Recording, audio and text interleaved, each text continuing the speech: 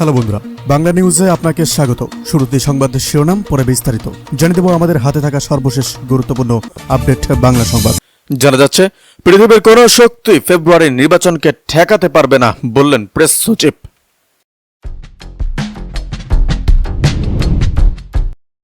বিস্তারিত আলোচনা করব। দুই একটি রাজনৈতিক দল নির্বাচন বানচাল ষড়যন্ত্র করছে বললেন আমিনুল হক।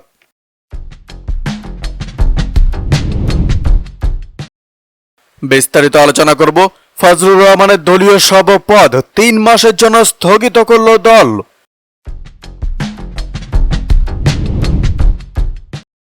আলোচনা করব ঢাকার পরিবেশ রক্ষায় সামগ্রিক ব্যবস্থার পরিবর্তন জরুরি বললেন রিজওয়ানা।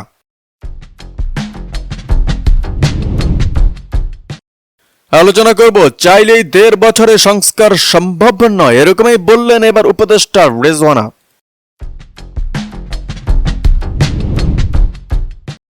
আলোচনা করব বিচার ও সংস্কারের ধারাবাহিকতায় ফেব্রুয়ারিতে নির্বাচন সম্পন্ন করা হবে বললেন আদিলুর রহমান।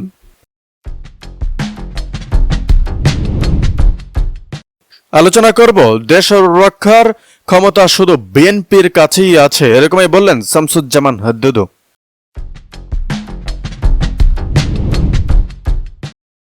বিস্তারিত আলোচনা করব 1 বছর পর শেখ হাসিনা সহ 182 জনের বিরুদ্ধে চট্টগ্রামে মামলা।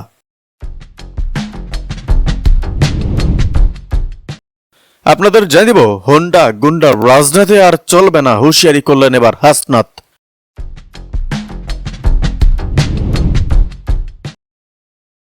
এদিকে বিএনপি প্রতিষ্ঠা বার্ষিকীতে শুভেচ্ছা জানালেন এবার সার্জিস আলম।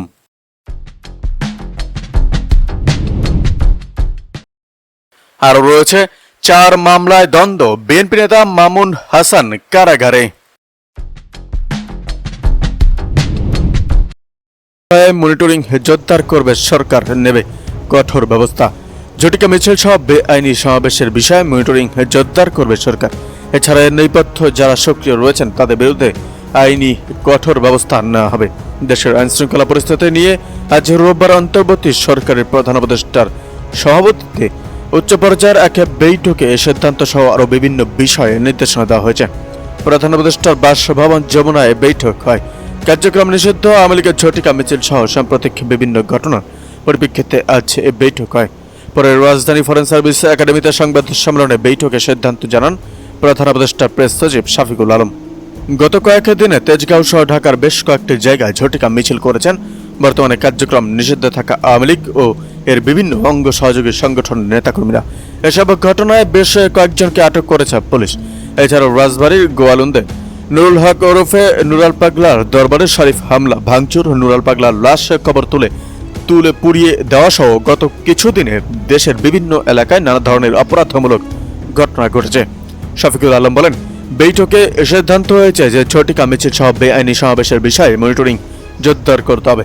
এর নেপথ্য যারা সক্রিয় রয়েছেন তাদের বিরুদ্ধে কঠোর আইনি ব্যবস্থা নেওয়া হবে। প্রেস সচিব বলেন, বৈঠকে আলোচনা হয় ফ্যাসিবাদী শক্তি যখন দেখছে যে দেশ নির্বাচনের দিকে এগিয়ে যাচ্ছে এবং জুলাই হত্যার সঙ্গে জড়িত ব্যক্তিদের বিচার দ্রুত এগোচ্ছে, তখন তারা বেপরোয়া হয়ে উঠেছে। এর ফলে তারা দেশের শান্তি বিনষ্ট করার জন্য, গণতান্ত্রিক অগ্রযাত্রাকে ব্যাহত করার জন্য সর্বাত্মক শক্তি দিয়ে মাঠে নামছে। এটা এখন শুধু আইন শৃঙ্খলা পরিস্থিতি নয়, এটা একটা জাতীয় নিরাপত্তা ইস্যু হয়ে দাঁড়িয়েছে।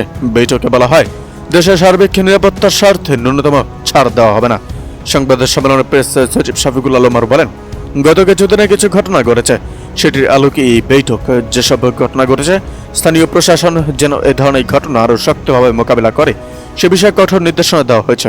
জুলাইকে সামনে রেখে যে রাজনৈতিক ঐক্য হয়েছিল সেটাকে ধরে রাখার বিষয়ে জোর দেওয়া হয় বৈঠকে। নির্বাচন সামনে রেখে যাতে কোনো নিরাপত্তাজনিত ঘটনা না ঘটে সেজন্য সবাইকে সতর্ক করা হয়। এসব বিষয়ে রাজনৈতিক দলগুলোর মধ্যে আরও নিবিড় সম্পর্ক গড়ে তোলার বিষয়ে জোর দেওয়া। এদিকে বিএনপি ক্ষমতায় এলে প্রধানমন্ত্রী কে হবেন জানালেন ফখরুল। আগামী নির্বাচনে জিতে যদি বিএনপি ক্ষমতায় আসে তাহলে প্রধানমন্ত্রী কে হবেন এ বিষয়ে মন্তব্য করেছেন দলটির মহাসচিব মির্জা ফখরুল ইসলাম আলমগীর। বলেছেন, দলের প্রস্তাবিত 31 দফার মাধ্যমে দেশের সামগ্রিক উন্নয়ন নিশ্চিত হবে। বিএনপি সরকার গঠন করলে প্রধানমন্ত্রী হবেন দলের ভারপ্রাপ্ত চেয়ারম্যান তারেক রহমান। রোববার বিএনপির 47তম প্রতিষ্ঠা বার্ষিকী উপলক্ষে ইঞ্জিনিয়ার্স ইনস্টিটিউশন মিলনায়তনে বিএনপি প্রতিষ্ঠাতার এবং প্রতিষ্ঠার উদ্দেশ্যে ও তাৎপর্য শীর্ষক আলোচনা সভায় এই কথা বলেন তিনি। মির্জা ফখরুল বলেন, বিএনপি সরকার গঠন করলে প্রধানমন্ত্রী হবেন তারেক রহমান। আর বিএনপি একমাত্র দল যারা বাংলাদেশকে রক্ষা করতে পারে। দলের প্রস্তাবিত 31 দফা সংস্কার বাস্তবায়ন করা গেলে দেশের রাজনৈতিক ও অর্থনৈতিক কাঠামোয় আমূল পরিবর্তন আনা সম্ভব হবে বলেও জানান তিনি। অনুষ্ঠান দলটির স্থায়ী কমিটির সদস্য মেজর হাফিজ উদ্দিন বলেন, নির্বাচন বিঘ্নিত করে বাংলাদেশকে গণতন্ত্র থেকে দূরে সরিয়ে রাখার জন্য দেশীয় ও আন্তর্জাতিক পর্যায়ে ষড়যন্ত্র চলছে।